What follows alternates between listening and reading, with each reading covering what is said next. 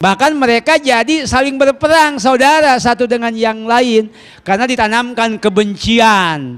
Ke kelompok ini ditanamkan kebencian, ke kelompok yang satu lagi ditanamkan kebencian. Jadi sebelum kita belajar tentang mengetahui akhlak-akhlak yang menyelamatkan, kita terlebih dahulu harus bisa memahami dan mengetahui batasan-batasan sifat-sifat buruk, sifat-sifat tercela. Kalau dalam istilah tasawuf, sebelum tahalli harus takhalli dulu. Sebelum menghias diri harus membersihkan dulu. Kita kayak sama, sebelum dandan mandi dulu, bukan dandan dulu baru mandi. Apa itu namimah? Beda dengan gibah, beda. Setiap namimah pasti gibah, tapi tidak setiap gibah itu namimah. Jadi lebih parah namimah. Apa kata baginda Rasul? La yadkhulu jannata qattatun, yakni namam. Tidak akan masuk surga qattatun, orang tukang ngadu domba.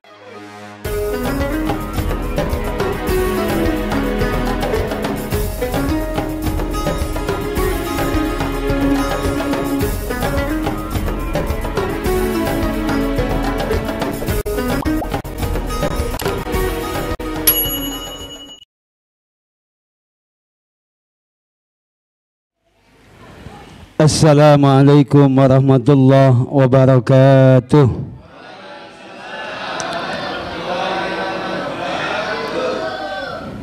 Alhamdulillah, alhamdulillahilladzi amarana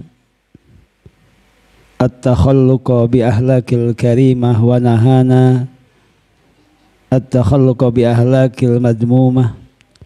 Asyhadu an la ilaha illallah wahdahu la syarikalah, syahadatan tunji qailaha min ahwali yaumil qiyamah, wa asyhadu anna Muhammadan abduhu wa rasuluh la nabiyya ba'dah. Usalli wa usallimu ala rasulillah Muhammadin ibni Abdillah wa ala alihi wa ashabihi wa man tabi'ahu wa nasarahu wa wala. La hawla wa la quwwata illa billah.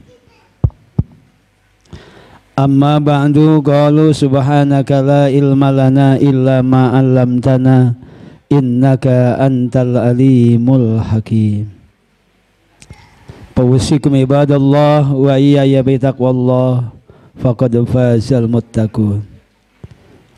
Terima kasih terlebih dahulu disampaikan kepada pembawa acara Ketua DKM Mushola Baitus Sofa yang terhormat Bapak Ustadz Ripi beserta keluarga dan seluruh pengurus dan seluruh jamaah. Tidak lupa jamaah dari masjid dan dari musola-musola yang lainnya beserta seluruh ketua DKM. Bapak-bapak, ibu-ibu, para pemuda, remaja, anak-anakku sekalian hadirin wal hadirat yang semuanya saya hormati. Alhamdulillah, puji syukur mari sama-sama kita panjatkan kehadirat Allah Subhanahu wa ta'ala. Salawat salam semoga senantiasa Allah sampaikan selamanya kepada Nabi kita baginda Nabi besar Muhammad sallallahu alaihi wasallam beserta keluarganya, para sahabatnya dan para tabi'in. Baik para jamaah sekalian, seperti tadi disampaikan bahwa kajian kitab Tanbihul Ghafilin kita malam hari ini memasuki bahasan baru, yaitu menjelaskan tentang babun namimah. Bab menjelaskan tentang namimah. Kitab Tanbihul Ghafilin itu adalah kitab akhlak, kitab tasawuf, kitab tazkiyatun nafas, kitab untuk membersihkan diri, kitab untuk memperbaiki kualitas diri, kualitas akhlak, kualitas hati. Makanya isinya juga tidak lepas daripada bahasan-bahasan menjelaskan tentang akhlak yang terpuji dan juga menjelaskan tentang akhlak yang tercela. Sebelum bisa mendatangkan akhlak yang terpuji, terlebih dahulu harus bisa menghilangkan akhlak yang tercela.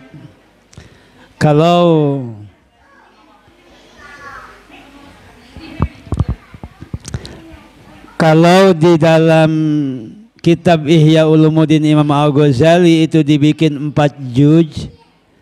Juz yang pertama itu menjelaskan tentang bab ibadah, bab ibadat. Kemudian juz yang kedua menjelaskan tentang bab adat, keseharian kita.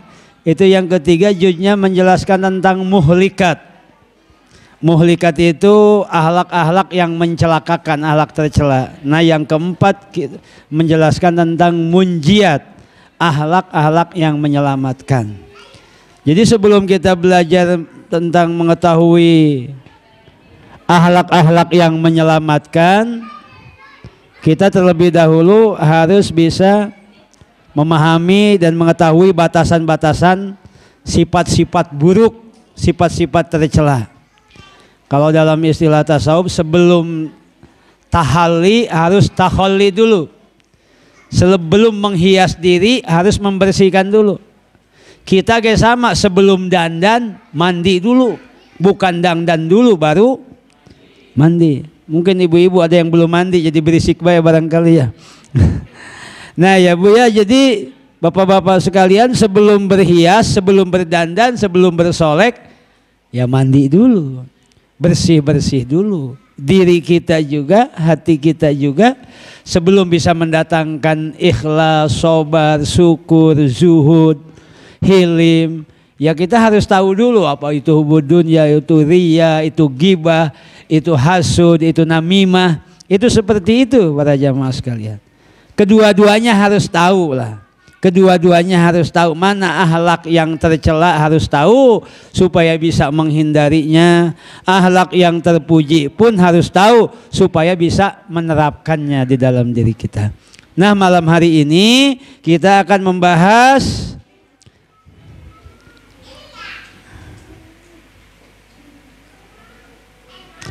satu bab yang berjudul namimah.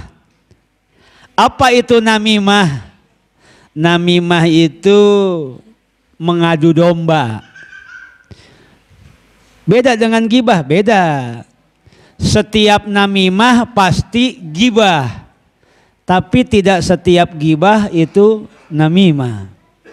Kalau gibah hanya menceritakan kejelekan orang lain. Kalau namimah menyampaikan kejelekan orang lain kepada seseorang supaya seseorang tersebut itu merasa kesal atau menjadi memusuhi kepada orang yang diceritakan. Jadi lebih parah namimah, lebih parah mengadu domba ketimbang hanya gibah, ketimbang hanya menjelekkan orang lain. Diawali dengan qaul Bismillahirrahmanirrahim. Qaul al-faqih, telah berkata Imam al-faqih, maksudnya Abu Lais As-Samarqandi pengarang kitab ini. Dari Imam Anu, dari Imam Anu, dari Imam Anu, sampailah kepada sahabat Huzaifah radhiyallahu an, berkata, sami'tu Rasulullah sallallahu yaqul, berkata atau bersabda baginda Nabi Muhammad sallallahu alaihi wasallam. Kata sahabat Huzaifah, aku mendengar Rasulullah pernah bersabda. Apa kata baginda Rasul? La yadkhulul jannata qattatun, yakni namam. Tidak akan masuk surga qattatun, orang tukang ngadu domba. Orang tukang ngadu domba tidak akan masuk surga, yakni namam, tukang ngadu domba. Itu di pintu surga itu ada tulisan perboden. Nah, kalau kita tahu nggak perboden, kalau di jalan itu suka ada tanda-tanda perboden. Nah, itu kan beda-beda itu. Biasanya ada bacaannya S, perboden apa itu namanya? Dilarang apa? Kalau P, itu seperti itu. Apalagi tanda-tanda itu. Istri kita kalau lagi head, perboden juga. Itu sama kan perboden, dia dilarang. Dilarang lewat, dilarang masuk. Itu kan sebetulnya dilarang masuk. Kalau no smoking biasanya ada gambarnya kan gitu, gambar rokoknya gitu dipalang gitu ya. Tuh di surga juga ada perboden, di pintu surga itu ada tulisannya anti haramun alan namam, engkau haram surga dimasuki oleh orang tukang ngadu domba. Kadang kita ibu bapak kayaknya jauh, kita mah bukan orang yang suka ngadu domba kayaknya menurut perasaan kita. Padahal kalau menurut Nabi kafa bil mar'i namaman ayyuhaddisa bima yasma'u atau bima sami'a. Seseorang itu cukup dia mendapatkan gelar tukang ngadu domba apabila mendengar sesuatu suka ingin menyampaikan lagi ke orang lain. Asal ngedengar sesuatu, umpamanya si ibu habis dari rumah temennya dapat kabar tentang seseorang, dia pulang dari rumah temennya ketemu sama temen yang lain. Tahu nggak kamu? Tadi saya dapat kabar. Ini mah benar katanya ya. Itu termasuk sudah ngadu domba. Setiap mau lagi menceritakan sesuatu yang kita dengar, cukup orang tersebut disebut tukang ngadu domba. Karena bisa jadi yang disampaikan itu bisa jadi betul, bisa jadi hoak, bisa jadi kabar tersebut tidak benar. Tuh, maka kita termasuk orang jangankan tidak benar, yang benar pun bisa jadi salah. Tuh para jamaah sekalian, kadang kita nemu apa aja, kabar apa aja, mau kabar baik, mau kabar buruk, nggak betah. Kalau sebatas disimpan di hati, di pemikiran kita, ada info baru kalau nggak disampaikan ke orang lain, kita mah kagak betah. Itu cirinya orang tukang ngadu domba. Nggak betah. Padahal kalau ada info apa-apa, jika kita dengar sesuatu terjadi, apalagi aib, udah diem. Cukup kita aja yang tahu. Jangan sampai dilanjutkan lagi, diedarin lagi. Apalagi dibikin berita, di status dan lain sebagainya. Itu termasuk orang yang suka ngadu domba. Itu bahaya. Perboden, dilarang masuk ke dalam surga. Kemudian di sini juga disebutkan dari sahabat Abu Hurairah bahwa Nabi bersabda, kata Nabi nih kepada para sahabat, hal tadruna man syirarukum. Hai para sahabat, tahukah kalian siapa orang yang terburuk di antara kalian? Itu Nabi ngomong ke sahabat. Bayangin. Di depan sahabat Nabi sampai nanya, tahu nggak kalian siapa yang paling buruk di antara kalian? Itu sahabat sampai ditanya begitu. Qalu, maka menjawab apa para sahabat, Allahu wa rasuluhu a'lam.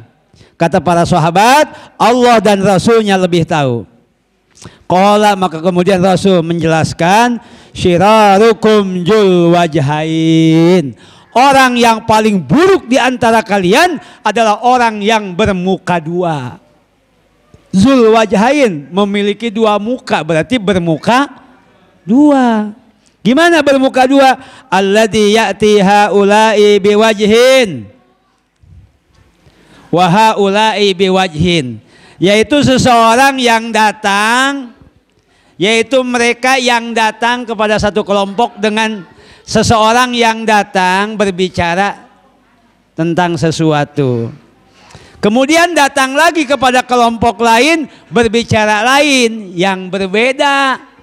Jadi berbicara ke si A begini, berbicara ke si B lain lagi. Iya, itu namanya orang tukang ngadu domba. Ibu-ibu yang tukang nonton sinetron Indosiar udah hafal dah cerita ngadu domba mah. Ya kan, yang suka ngerusak rumah tangga orang lain, dia adu domba. Ini ngarang-ngarang cerita, fitnah dan lain sebagainya. Itu adu domba. Sehingga hancur sebuah tatanan rumah tangga, bahkan hancur sebuah tatanan persaudaraan, bahkan organisasi, bahkan tidak sedikit negara pun hancur gara-gara memang ada adu domba. Politik penjajah kan dulu apa? Divide et impere ya. Kalau nggak salah, saya pernah sekolah dulu itu pernah dengar apa namanya? Divide et impere. Jadi pecah belah, hancurkan. Kalau udah pecah belah kan nggak bersatu kan, jadi nggak ada kekuatan.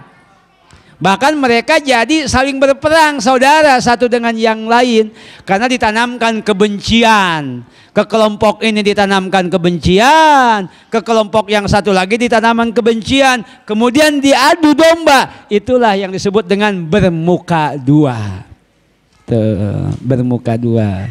Itu termasuk kata Nabi, orang yang terburuk adalah orang yang memiliki apa namanya, sifat seperti itu. Selanjutnya ada lagi hadis dari Ibnu Abbas, tapi cerita Ibnu Abbas. Qala Ibnu Abbas maron Nabi sallallahu alaihi wasallam bi qabraini jadidaini. Satu saat baginda Nabi pernah melewati dua kuburan yang baru. Kalau di kita mah kuburan yang baru kelihatan tanahnya merah. Ya, tanahnya merah. Kalau di sono mah di Mekah nggak ada tanah merah. Sini mah tanah merah Ustadz Budi berarti ya. Ya, tanah merah nggak ada di sana, tanahnya putih kalau di sana. Udah gitu kagak diunggulin kayak di kita. Di kita mah kalau habis dikubur, kuburannya tinggi. Kalau di Mekah, di Madinah enggak. Biasa aja rata. Cuman dikasih batu aja di atas kepalanya, itu aja dikasih tanda. Walaupun ulama sekali Syekh Nawawi pengarang Syarah Safina Nihayatul Zian Tafsir Munir, itu enggak ditembok, enggak di ngapa-ngapain, enggak diapa-apain, tanah aja. Sama yang ditembok, yang dibangun itu hanya yang di Masjid Nabawi, makam baginda Nabi, Abu Bakar dan Umar. Yang lain yang di Mekah enggak ada. Di Ma'la, di Baqi enggak ada. Kalau di Mekah di Ma'la, kalau Baqi di Madinah itu enggak ada yang dibangun. Enggak ada yang ditembok, enggak ada yang di keramik. Kalau di kita mah kan malu kalau tembok orang tua kita enggak di keramik, yang lain di keramik semua, kita enggak di keramik. Padahal memang dilarang. Dilarang, di keramik itu dilarang, tidak boleh itu. Kecuali para alim ulama. Kalau para aulia, para alim ulama itu dibolehkan karena sebuah penghormatan, sebuah kemuliaan. Tapi kalau orang biasa, saya nggak nemuin tuh. Udah konsultasi dengan alim ulama, nggak nemuin itu tentang kebolehan ditembok. Apalagi kalau sampai dibangun tidak terkena air hujan dan sinar matahari. Dikasih bangun saking ingin memuliakan orang tua, bukan hanya di keramik, dikasih bangunan atap. Makanya sebagian guru-guru walaupun mereka dianggap para wali, walaupun mereka para ulama besar, banyak yang mereka itu tidak mau dibangun di atasnya, bahkan kadang di keramik pun tidak mau. Banyak guru saya itu. Tapi kalaupun mereka ada yang dibangun, ada yang di keramik, atau ada dikasih bangunan, itu lebih kepada karena kemuliaan mereka sebagai para aulia dan para alim ulama. Kalau orang biasa nggak usah, ya, nggak seneng mereka ahli kubur kita bangun di keramik, nggak seneng. Yang seneng mah dikirimin Fatihah, dikasih sodakoh, dijariahin, tuh seneng. Mau kalau dibangun, wah ini anak saya berbakti sekali, buktinya apa? Di keramik, seneng saya di ahli kubur, nggak ada, nggak ada. Nah ini para jamaah sekalian itu. Jadi Nabi lewat kepada dua kuburan yang baru. Ketika melewati dua kuburan tersebut, Nabi mengatakan faqala innahuma la yu'azzabani wa ma yu'azzabani fi kabirin. Fa amma ahaduhuma fakana la yastanzihu minal baul wa ammal akhar fakana yamsi bin namimah. Nabi mengatakan, Nabi bersabda bahwa dua orang yang dikubur baru ini, sedang disiksa. Nabi, mukjizat Nabi, kalau lewat ke kuburan, Nabi tahu bahwa ahli kubur itu sedang disiksa. Itulah salah satu daripada mukjizat Nabi. Kalau kita lewat kuburan, kita nggak tahu yang di alam kubur itu sedang diapain. Yang jelas kalau malam Jumat Kliwon kita takut lewat kuburan. Ya padahal nggak ada hubungannya orang ahli kubur dengan orang yang masih hidup. Bisa mengganggu, apalagi bisa mencelakakan. Cuman karena mitos, jadi takut kuburan kalau malam baca ayat kursi, yang lari bukan setan malah kita yang terbirit-birit. Nah, Nabi tahu bahwa orang yang dikubur ini dua-duanya kuburan sedang disiksa. Wa ma yu'adzabani bi kabirin. Dan disiksanya dua orang ini bukan karena dosa besar. Bukan karena membunuh, kan dosa kan ada dosa besar, ada dosa kecil. Yang dimaksud dosa besar di sini adalah cara membedakannya dosa besar dengan dosa kecil adalah kalau dosa besar itu mewajibkan di had di dunia. Dihukum di dunia, di had di dunia. Kalau orang membunuh kan ada hukum kisosnya. Kalau orang judi, zina, mabok, kan ada hukumannya di dunia. Kalau yang lain kan enggak. Itu bukan berarti kita menganggap kecilnya dosa, bukan. Sama, sebab la kabirata ma'al istighfar wala sogirata ma'al istimrar. Tidak ada dosa besar kalau selalu beristighfar, selalu bertobat, dan tidak ada dosa kecil kalau dilakukan terus menerus. Nah, itu seperti itu. Jadi kata Nabi, ini dosanya bukan dosa besar. Yang pertama kata Nabi, diajab ini pakana la yastanju minal baul. Dia disiksa karena dia tidak bersih ketika habis buang air kecil. Buang air kecilnya tidak bersih-bersih. Entah tidak bersih itu entah sembarangan buang air kecilnya di mana aja. Kalau sopir mah di ban. Kalau orang pulang nonton langsung dironggos di semak-semak.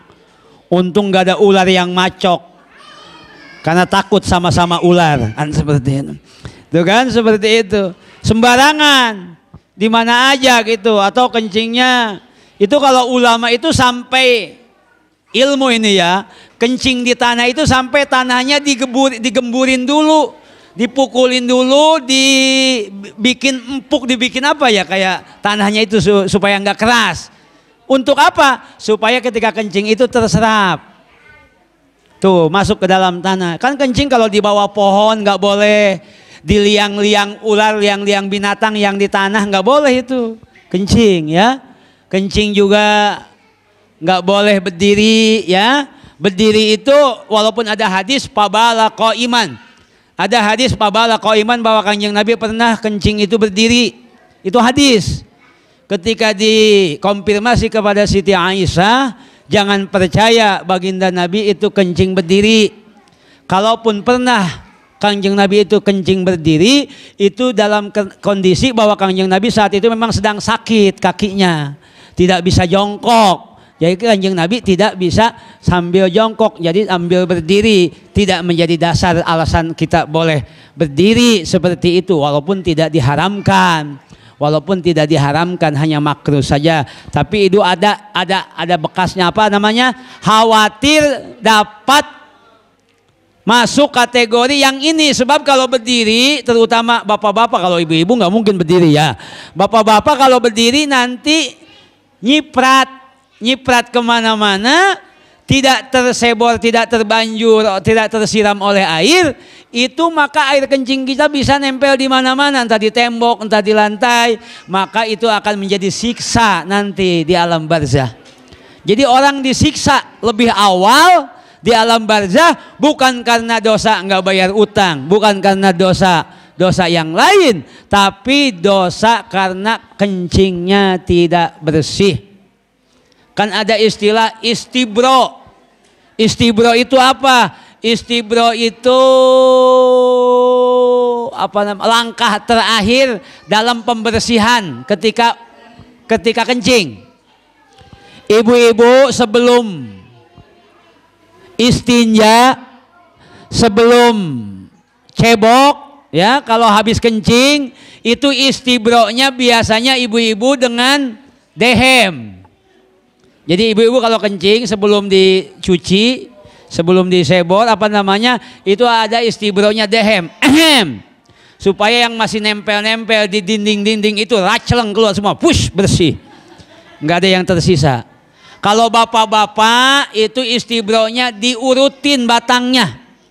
Kalau nggak mau ngurutin sendiri, minta tolong sama istrinya sendiri.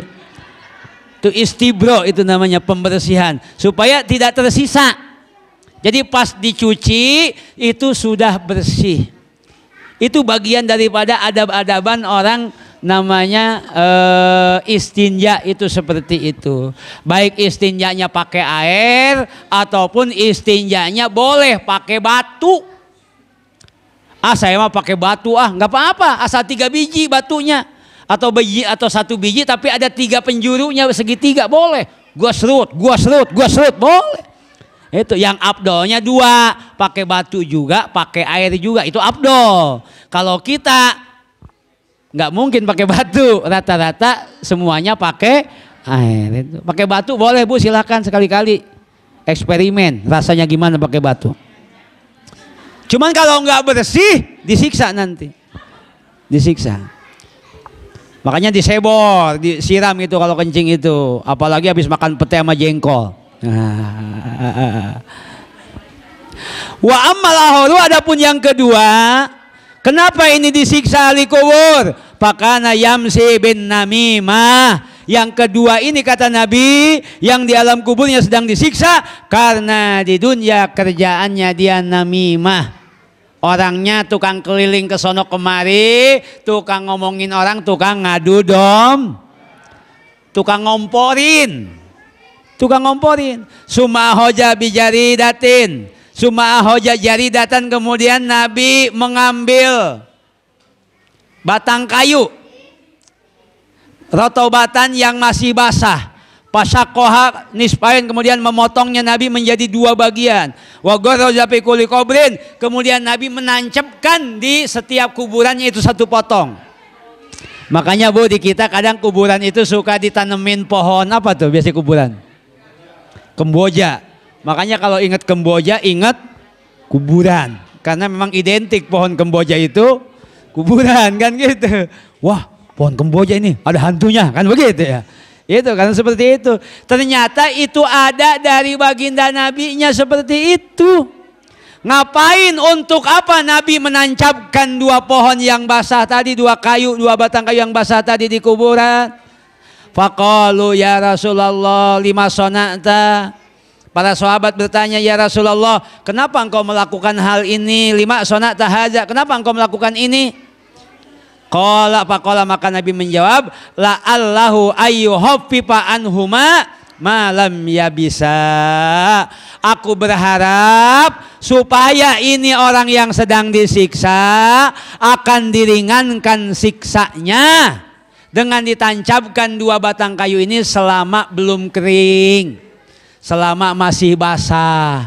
Karena pepohonan tersebut, kayu tersebut kalau masih basah itu beristighfar, membaca tasbih, sehingga si ahli kubur akan diringankan siksanya, insya